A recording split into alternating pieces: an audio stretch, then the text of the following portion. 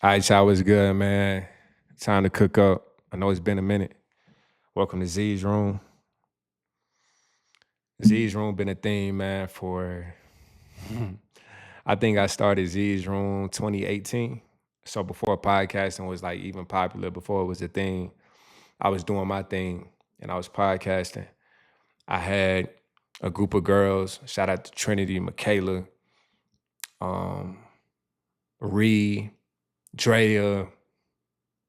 Who else we had on there? Man, we had a couple girls. Damn, we was deep. Man, shout out to my boy Rock. Shout out to Malachi. Shout out to Ed. Shout out to everybody that came on the Black Podcast. Shout out to Paige. She made a special. She was a special guest on the podcast. I see she doing her thing. I see everybody doing their thing. And I just want to let y'all know that I salute y'all because really I've been getting support from them ever since. Like, you know, I haven't fallen out with any of them. They're solid people. So shout out to y'all. But yeah, man, today, first thing I want to talk about, I ain't gonna talk your head off for real. If you know me, you know that I care about repairing the Black community and I'm very real, I'm upstanding, and I try to do the best that I can to be the man who my son can look up to, the man that other men can look up to. And not even look up in a way where they idolizing, right? I'm human. I don't want you to treat me like God. I just want to be a big brother to niggas. You know what I'm saying? Somebody that, a brother, period. You know, even if they older, just somebody that they can come to and I'm useful to them in some way based off of my life experience, based off my expertise. I want to be that person for other people. So, yeah, man, let's get into it. All right, so I want to talk about masculinity in the Black community. We're suffering. We are suffering. And not only are we suffering because of YN culture, we're not just suffering because of rap culture. We're suffering because of a lack of sophistication. We look at everything that's positive. We look at things that contribute to success as white people shit. All we want to do is get rich quick, you know, impress the hus, the hoes, whatever y'all want to call it. All we concerned about is getting women. We're not concerned about building anything in longevity. We're not concerned about finding the right woman to settle down with and have children. And the reason why is because we got niggas like Cam Newton and Nick Cannon with a voice who shouldn't have a voice representing the Black community. And it's other grown-ass men looking up to these dudes, following their content, keeping up with their content. And I don't respect them. A big problem in the Black community is that we keep calling grown boys men. I know men, I grew up seeing men in the barbershop, 30, 40, 50 years old, 60 years old, with childish talking points, with childish pursuits in life, with no purpose. Didn't take care of themselves, didn't value their health, sleeping with anything that they could, not showing a level of discipline in any area of their life. That's what I grew up seeing.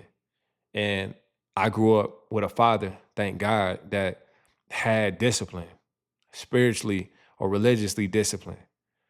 He took his religion very seriously. He takes his religion very seriously. My father's still alive.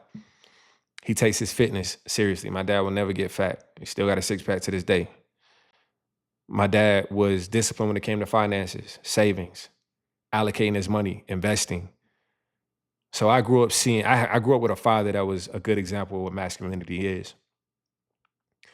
When I moved with my mother, after they got divorced, which is when everything just kind of went down south for me, I still thank my mother for doing her best during those times. Even though I used to give my mama straight hell. But we'll get into it. So me growing up, I had a father who wore a belt, who told me to tuck my shirt in when I wear certain clothes, who told me, you know, a man need to carry, you know, a briefcase, a man need to have a wallet, a man's shoes represent him. So make sure your shoes are clean. Make sure they ain't got no holes in them. Make sure you tie your shoestrings. Don't loose lace them like everybody else in your school doing. If something happens, something pop off, you need to be prepared. That's the kind of father that I had. And, me and my father, we butt heads all the time. I felt like my dad was way too strict. And to a certain degree, he was. And that kind of just rubbed off on me. And so I'm strict, but I was strict in different ways. So, living with my mom, at first, my mom, she was doing pretty well. She had a career. We was living in the suburbs. And my mom got sick, couldn't work. So we went from being in the suburbs to living in a trailer with my grandma, sleeping on the floor. Within like months, this happened. Actually, weeks. My mama car got repossessed. She had to sell the other car that she had. Like our whole life changed. We went from being around a bunch of suburban kids to being around ghetto, ratchet, country shit. Staying with my grandma. No new school clothes. I couldn't even have my mama couldn't afford a phone for me. My mama couldn't afford an MP3 player for me. So I went inside of my auntie little drawer or whatever, and shout out to my Uncle Calvin. He had like an old CD player that he didn't even use. And I remember I had some burnt CDs from somebody that my mama was dating prior to her getting sick. And fuck that dude, by the way. Um, but yeah, I had the CDs, I found some CDs, and I remember every morning I would put them CDs inside of that cassette player and I hide it in my jacket because I'm like, nah, this is embarrassing as fuck. I got this big ass like CD player, mobile CD player with me. I put it inside of my jacket, I put it in my book bag, and I go to school and I just walk with my head down. I wasn't, I was so unfamiliar with the environment. It was chaotic, people fighting first thing in the morning. And this is my first time really getting exposed to this. I had cousins in the hood, I always did, and we would go visit.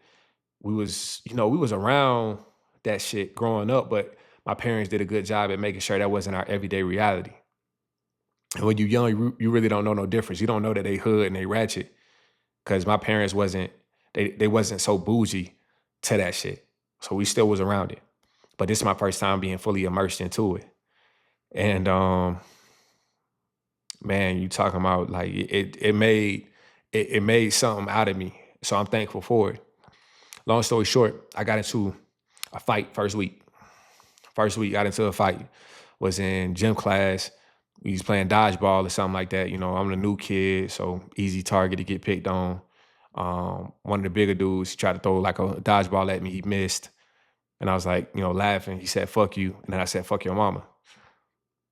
His mama was dead. Had recently died. So he was hot. Everybody else, they knew that. I didn't know that.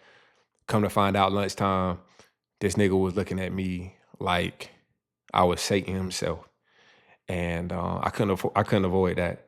Went outside, was playing football and shit like that. And I remember, I was wide open on the pass, on the route. Wide open. Boom. Catch the ball, turn around, boom, drop me. And it's the first time like I ever seen stars. Like that shit, I don't know if a lot of y'all probably been in fights before, but if you ever really get rocked, you do see stars. That's a real thing. And I was seeing multiple of him. So I just kind of like, went, tackled the middle. And I ended up getting the best out of him in that fight. But that was like my cherry getting popped. And like, this is the environment that you in. What you gonna do? You gonna tuck your tail or you gonna step up to the plate. And so I got enough of that, from fighting, came back, got suspended again, ended up getting expelled. Okay, you got to go to a different school outside of this district. So I had to move with my aunt. So we moved with my aunt. Now I'm going to a different school. And I'm going through these rites of passage, right? My dad don't really know about a lot of this stuff going on. My mom, she did a good job keeping it away from him. But me and my mom, like I said, we went through a lot of shit. So I went through this rite of passage and I started becoming more savage minded because my mama would tell me I can't afford to buy you new school clothes. And I'd be like, man, what the fuck? You so broke. Like, why you won't let us stay with our dad? And why you won't do this? Like, I used to say this stuff to my mom. I used to call my mom every name. I used to call my mom a bitch, a hoe. Like, and I feel like a lot of men, they've had this experience. Some of y'all was just real soft. I don't know what to say about that. But for the men that really had like a lot of internal battles, these are the ones that's, slamming shit, breaking doors. I tried offing myself when I was like 12, 13 years old. Like that's my reality. So my mom, like I don't have enough money to get you and your sisters anything. And of course, I'm the boy, so I take the blunt end of it. And I remember like I had nothing to hold my value in except for external things. Because that's the kind of environment that we grow up in the black community is like you only worth what your shoes worth. You only worth what your clothes worth. So I started forming my self-worth in my developmental years, thinking that, oh, it's what I got on. And so whenever your whole worth is attributed to that, now you start thinking about, okay, how I'm gonna make money. So for me at first, I started off just stealing. Like I just steal a little money from my mama. Even though I couldn't go and buy nothing, but it started off with just small stuff like that, like just nickel and diamond. I wasn't, going crazy, especially because we lived in a trailer. We lived in a trailer. Like there was nothing around us. There was no stores and shit around us. So it's not like I could go out and buy shit. But I just wanted to feel like I had something. You know what I'm saying? So I would start off, stealing. So my masculinity and my self-worth is getting formed in material things, but it's also I don't have the means to get material things. So now I'm doing low vibrational behavior in order to get these things. So um I had friendship. I had a good idea of what wanted my life to look like because I had a friend, I had a white friend named Noah, country. He grew up in the country. Like he didn't stay in the trailer. He stayed outside of like the trailer park area and he was down the street. They had a house that they had built, ducked off. And I saw his stepdad working, building on this house while they was living in it. I saw him go out chop wood. He taught us how to chop wood, go out there farming and everything. And that's when I realized, like, damn, I want to get into farming. I want to tap into this part of my culture. Nonetheless, end up moving again, right? I just said that all to say, just to give y'all a little background. We moved to the city. So when we moved to the city, now I'm not just around a bunch of ratchet shit. Now I'm around gangs. I'm around real like thugs. I'm around street shit. My music taste is different. I'm seeing different things. I'm seeing drug deals happen. I'm seeing, fights every day. I'm seeing motherfuckers coming to school with razors when they know they finna get into a fight. I'm going to a school where they treating us like prisoners. Clear book bags. Clear book bags in middle school and high school. Your shirt got to be tucked in. The reason why your shirt got to be tucked in is not because of being bougie, right? Or being proper. It's because they need to see if you got a gun in your waistband. Uniform. Everybody got to wear the same thing. That way you can't pick on nobody for being broke. It still happened. But like, this is what I like. We was uniform. If you think about it, they was training us for prison. They treating us like prisoners, even though the majority of us was not involved in that shit, but it breeded that. Metal detectors. I went to high school and middle school. Metal detectors. Random searches. Dogs, canines coming through. That's what I grew up, middle school, high school. Here and there, I was like, when I went live with my pops, for like a year, I go to my pops for like a year at a time because I was running away from masculinity. I was running away from discipline and structure.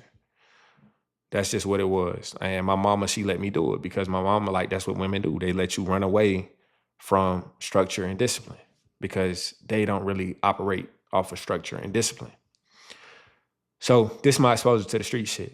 So my idea of masculinity right now, I'm not seeing my dad every day. Even though my dad is a good man, my dad is disciplined, my dad is an entrepreneur, my dad is grinding. I never heard my dad complain. I never seen my dad cry. I never seen my dad bitch. I never seen my dad back down from another man. I've never seen this. But now I'm inside of an environment where the closest thing that I got to this is a nigga on the block or a nigga that's getting money, a nigga that's getting girls, a nigga that's in the game. So now this become my North Star. The music that I'm listening to, I'm indoctrinating myself with Future. I'm indoctrinating myself with 21 Savage. So now I want to be a blood. Now I want to be selling drugs. I want to be a nigga with a stick. I want to be all of these different things. So I'm indoctrinating myself. I'm watching documentaries on this shit. You know what I'm saying? I'm actually getting real world experience.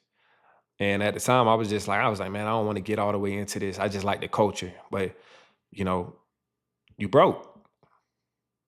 So it's like, okay, now I'm about to start stealing. I'm going to start breaking into cars. So it started off with small shit. I did try to hustle. I did try to customize shoes and shit like that. But, the niggas that I'm doing the customizing for, they don't have money like that. So it really wasn't a profitable thing for me. So, okay, what's next? Now I'm listening to the music already. I'm getting indoctrinated. But now when it come down to it, I'm like, damn, I ain't got no money. I'm not finna work no job. My first job I did get was at Zaxby's. And I quit after 2 weeks. And I bought a pair of J's and then I hit the block. Literally, that's how that went.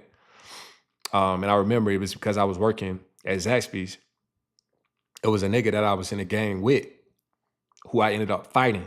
And I knocked his ass out. He started working at the Zaxby's. And he was over there with the grease. I'm like, oh, hell no. Like, I'm not finna work in the same kitchen with this nigga. Ain't no telling what kind of goofy shit he'll try to pull. So, I'm trying to keep the story brief, but it's a lot of shit that happened in a short amount of time for me. But nonetheless, joined the gang, lost homeboys, death, jail, prison, all of that shit. Almost lost my life, got robbed.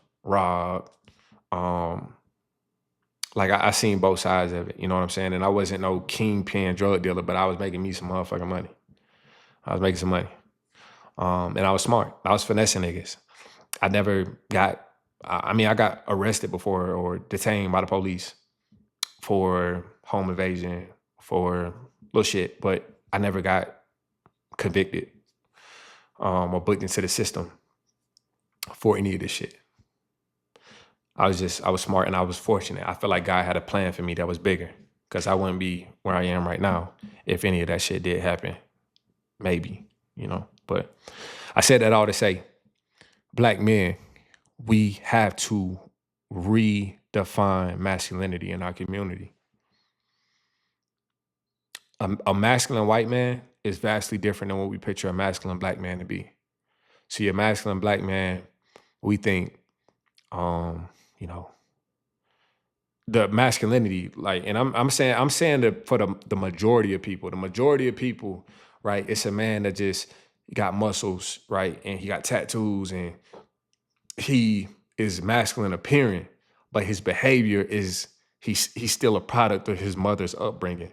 Because in our community and other communities as well, but we talking about Black here, we don't go and heal that father wound. Even if your father was not in your life, even if your father was in your life, we don't go back and we don't look at how did not having my father affect me during these years. We don't even think about it. We don't want to face that. But you got to think about it. If you don't face that, then what is that setting up your child to be? You don't know that. You don't really know the depth of how not having a father affected you. Your hyper masculinization, right? Like, don't touch me. Don't y'all are afraid to show affection because you haven't healed that part of you. You afraid to play with your children in a certain kind of way because you think niggas gonna think you soft. You scared to go try different things in your life because you worried about another person's opinion of you. You scared to go travel. I know grown ass men that just they scared to travel, and unless they going with their parents or they going with their mama, they scared to travel solo, and they make up every excuse. I don't like to fly. I don't like to do this. I don't like to. They make up every excuse. You had to heal that man, right? Even if you had a father, and he was terrible, you gotta heal that. You gotta see what you missed out on, and then go repair from there. My father and my mom got divorced when I was like 10, 11 years old. I missed out on doing yard work with my dad, being out there slaving with him, raking up leaves. I missed out on that. I got some of it whenever I would, go see him in the summer. I got some of that. He made sure. I saw my dad change his oil, change tires. He would teach me all of these different things. So I was fortunate to have that. My dad taught me how to drive, took me to an empty parking lot at Hardaway and had me driving around there. I crashed a little bit, but I still had these experiences. My dad tried to squeeze in a lot in me in a short amount of time. And that's why I felt like whenever I was with him, it was so much discipline and it was too much for me to bear. But that's because it was all squeezed in at once. It wasn't like a gradual thing. So my dad had to try to impart a lot into me, and I get it. I get it. Now the situation that I'm in right now, like I don't got my son with me. No fault to my own. I just don't. And even then, it's like I still got to take accountability. That's another thing that my dad taught me. I say no fault to my own, but in reality, it is if you dig deep enough. I made the decision to have a child with my son's mother. And I don't regret it. I'm happy. I love her. Still got love for her. Even though we're not together, I still love my son more than anything. But y'all gotta understand, like, I missed out on a lot of quality masculine making time. A lot of y'all did. You was playing sports. That's cool, but you don't know how to build shit. You don't know how to grow shit. You don't know how to plant shit. You don't know how to clean shit. You don't know how to build anything. Most men in our community only know how to tear shit down. That's the only thing we know how to do. We don't know how to build anything. We don't know how to work together. Cohesion. Outside of a sports team, a sports environment, we don't know how to do that. And that's why we're getting lapped by white men, by Asian men, by Indian men. That's why we're getting lapped by other races. It's because we don't know how to work together, truly. We don't know what our purpose is. Black men are purposeless. We're addicted. We're addicted to sports betting. We're addicted to gambling, shooting dice. We're addicted to lean. We're addicted to perks. We're addicted to weed. We're addicted to nicotine, vaping. We're addicted to women. This shit is bigger than vanity. This shit is deep. This shit is deep rooted. We're addicted to pornography. Let's talk about it. Let's talk about it. My first time seeing porn, I was 11. I didn't have a phone. My first exposure to porn was actually my mom's boyfriend. He used to make like bootleg CDs and shit like that. And I was just on his computer one day and a file finished downloading. And I had downloaded a file onto like a CD. He had taught me how to make my own CDs and shit like that. And I just clicked on the file and it was like big ass ebony booty. That was my first exposure to porn. Changed my world forever.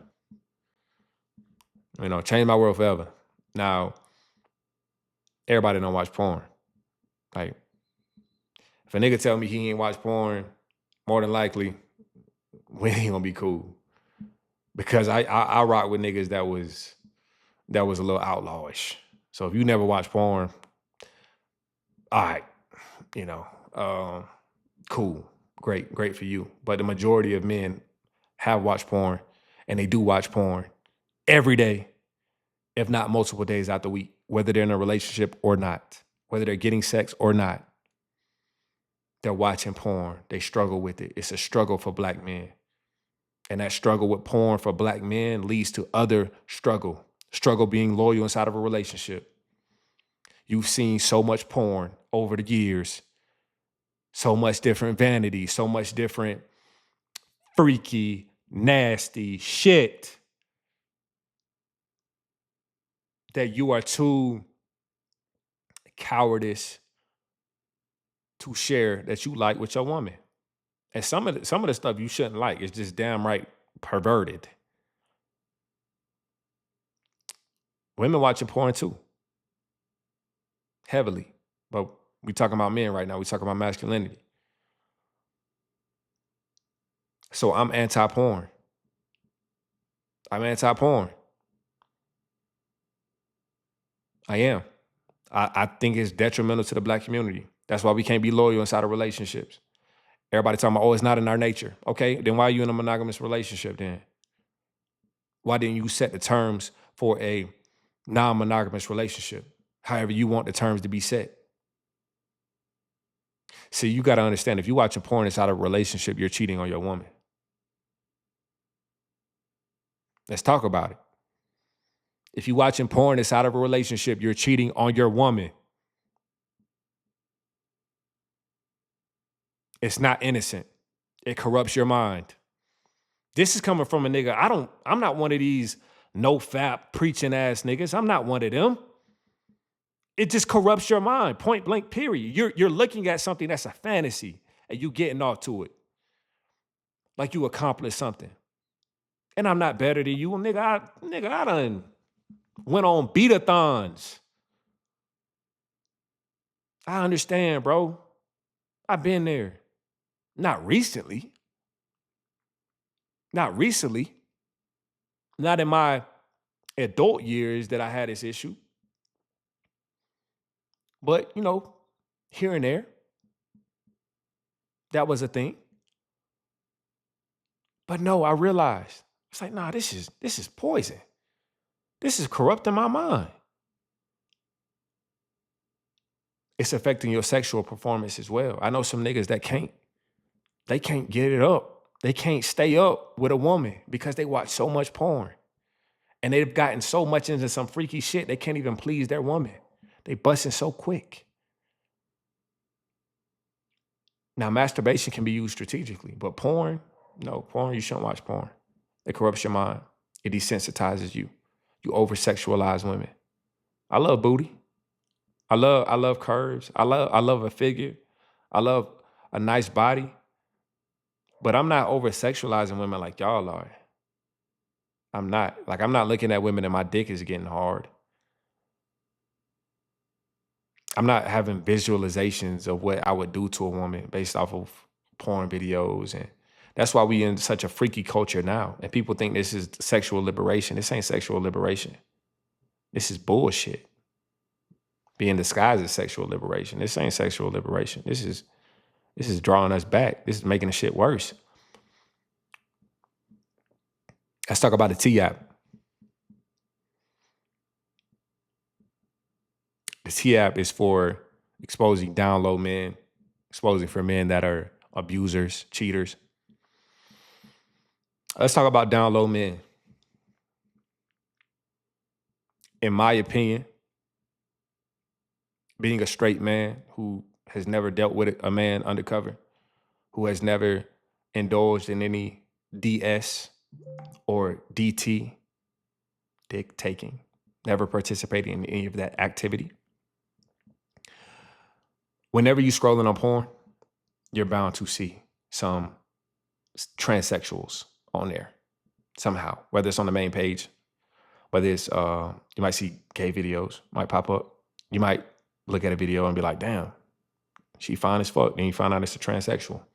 That's how these niggas are becoming down low. Porn exposure.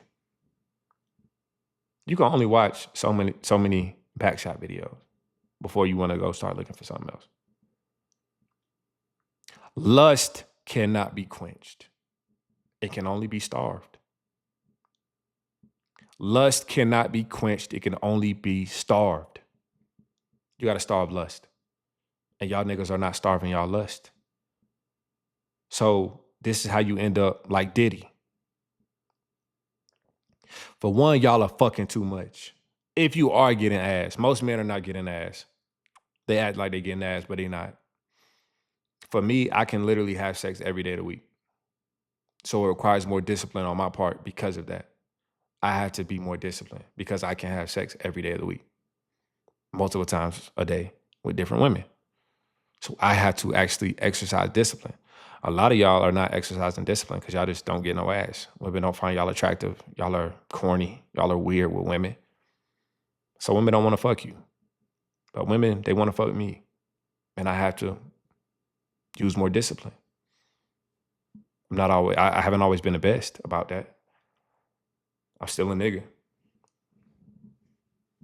I'm still a nigga. But you know what helps? Not watching porn.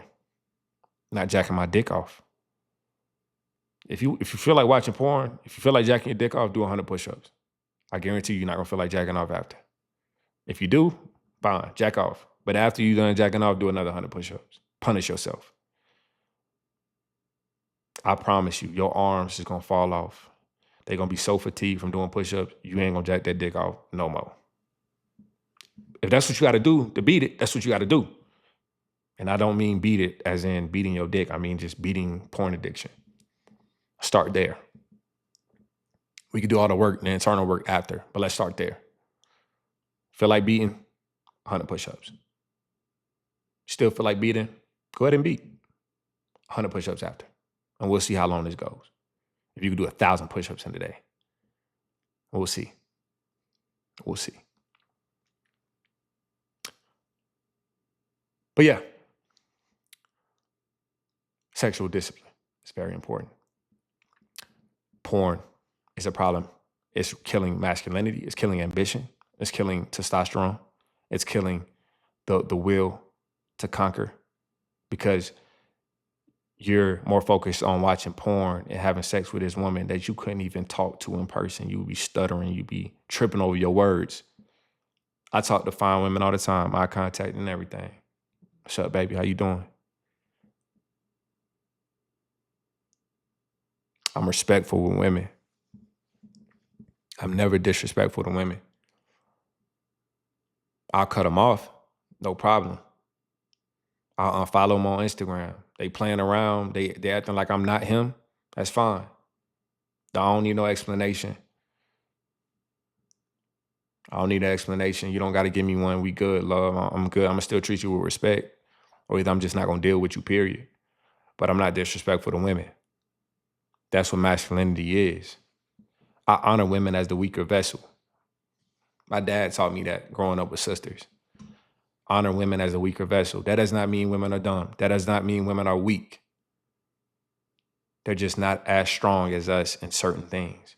So we have to acknowledge that men are more rational, right? Men are the smartest person in the world is a man. The best chef is a man. The best most things is a man. Right? That doesn't mean that women are incapable. That just means that we are better suited for most things. I don't treat women less than. I still respect women. But I respect women mainly that respect themselves. The ones that don't respect themselves, I just stay away from. That's our responsibility as a masculine man. All of these fresh and fit niggas, y'all are talking to women that y'all don't respect. That's where you fucked up at first. Why are you discussing or having a conversation with women you don't even respect, you idiot? Those ain't the women for you.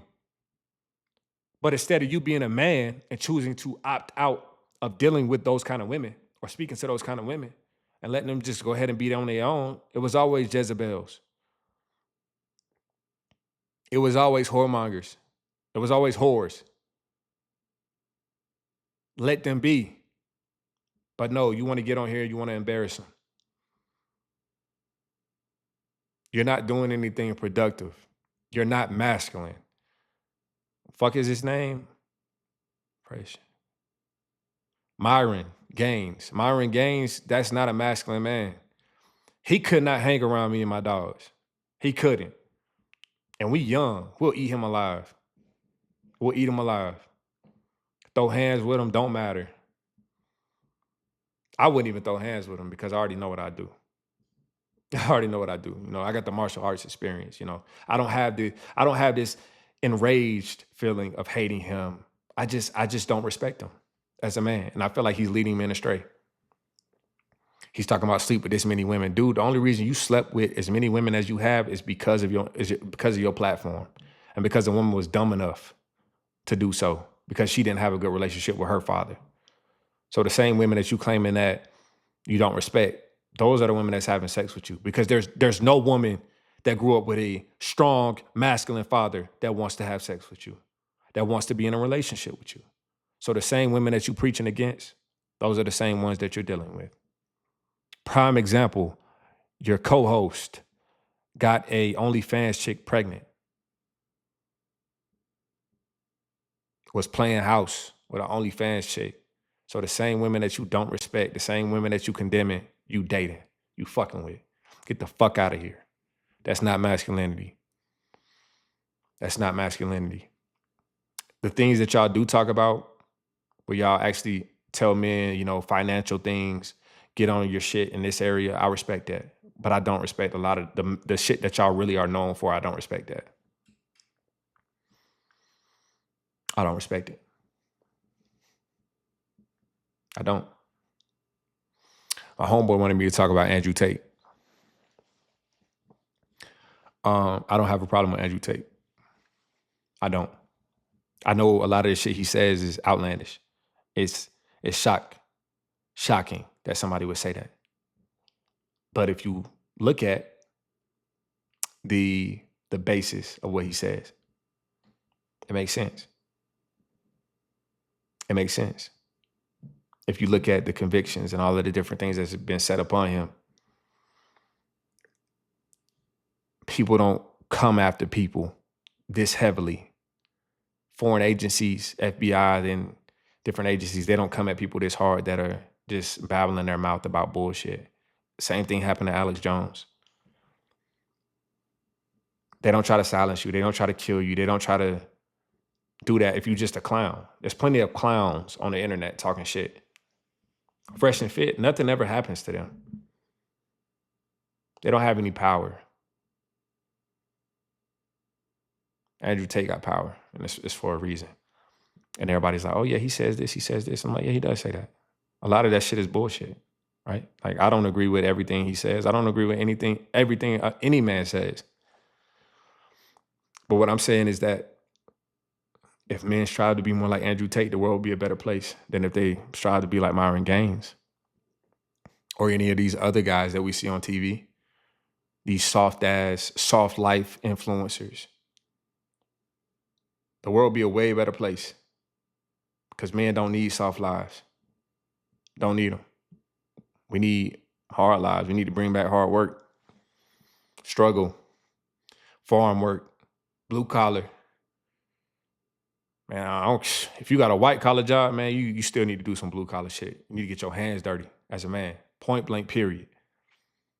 You work in tech, cool, man. Go find a job on the weekend where you doing some blue collar shit. You learning how to fix something. You learning how to build something because there's no guarantee that you're gonna have this job. AI is coming for y'all ass.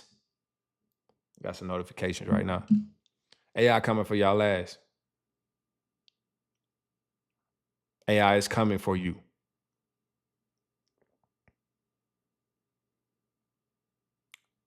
Get into blue collar, learn a trade, get your hands dirty. Go hunting, learn how to fish, learn how to be self-reliant. A lot of y'all think y'all are tough. I'll probably end it with this. I thought I was tough. I thought I was tough being, in street shit, being involved in street shit. And by no means am I saying I was just like some street legend. I wasn't. I just did my thing. I was in the game. We did our fair share of dirt, sold drugs, low level shit, just, making some money. Finesse niggas, hit licks. But it was petty shit. I thought I was tough. You couldn't tell me nothing. I was 100 and probably 60 pounds. And I throw hands with big niggas. Right? I thought I was tough. But I wasn't tough. I was doing all of that so I didn't have to be tough. I was portraying an image, just like most men are. Y'all wearing these ski masks, or either if you ain't even in the streets, you never been in the streets, y'all go and build all this muscle to hide what's inside, to hide that insecurity about you not being able to protect yourself. We're not talking about men. We don't talk enough about men who have been violated as children. It's a lot of them, especially in the streets, especially in the juvenile system, especially in the prisons. A lot of men that have been sexually assaulted. We don't talk about it. Thank God it's never happened to me, but we don't talk about it. These men getting abused. I'm getting emotional right now because I mentor these kids. I work with these kids that have been sexually harassed, sexually assaulted by family members, by their older brother.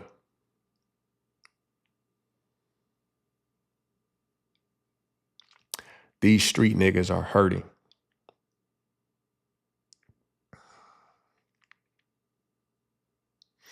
These tough niggas, face tats,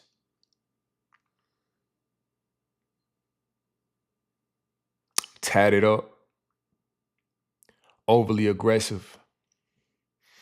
These niggas are hurting inside.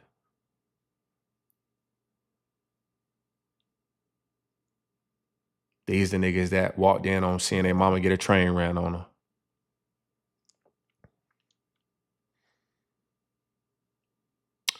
These are the niggas who seen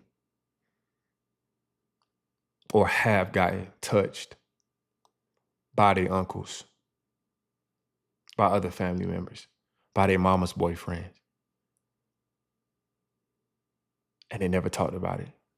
They compartmentalized it. But they said, you know what, I'm gonna get me a gun. I'm gonna make myself appearing in a way. Let's talk about it. Let's talk about how lesbians in the Black community all look like street niggas. Think about the psychology behind that. You want to look like the person who caused you harm as a defense mechanism. It's a defense mechanism. One day we'll be able to talk about it. We hurting in the Black community in different ways. Father wounds. We trying to overproject our masculinity. We're emotional, overly emotional in the Black community. We're not rational. All of y'all hate Donald Trump. Y'all don't even know why y'all do. It's emotion, no logic. I don't give a fuck about Donald Trump. I don't care about none of these politicians. They all bullshit. They all lying. They all devious. They all dirty. That's not the point. Why are you so passionate about hate for another man? Y'all out here protesting in a country that allows you to be sovereign. Black men, we're suffering. We got to step it up. We got to do better. I love y'all, man, and I want the best for y'all. That's why I'm making myself better. That's why I became a firefighter. That's why I became a soldier in the military. That's why I became a qualified weapons specialist. That's why I have devoted time into learning tactics. I devoted time into building myself, my body, being a martial artist. That's why I'm making this content. That's why I'm building a business. That's why I'm networking with people that don't even look like me. I'm making myself into the person that we need. And that's what y'all got to do. Become sophisticated. Become well-versed. Stop just talking about sports. Go for a period of time of not watching sports. Skip an NBA season, and I promise you your life will advance. Skip playing 2K for like 2 months and go read an audio book. Go read an actual book. Go build your vocabulary. Go listen to different podcasts about things that you don't even know about. Go diversify yourself. Go learn another language. Go try a new hobby. Go join that class. Go talk to that woman who looks differently than you do. You know, I'm pro-Black, but go talk to a white woman. Go get some experience.